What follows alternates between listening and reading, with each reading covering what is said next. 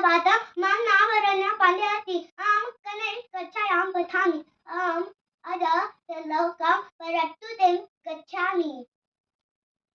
अतततोटोधायः अतततोटोधायः एवं परम्परा प्राप्तम् एवं राजर्षयो विदु सकाले नेहमता योगो नत्त परम्पता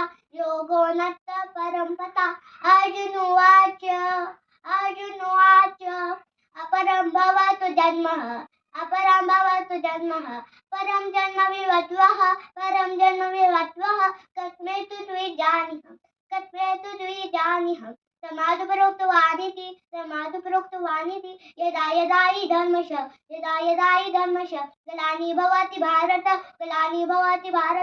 अभ्युत्थानधर्मस्य तदात्मानं सिद्धाहं परित्राय साधूना विनाशाय च दुःखिता धर्मतन्त्राकर्णार्थाय संभवामि युगे युगे धन्यवाद।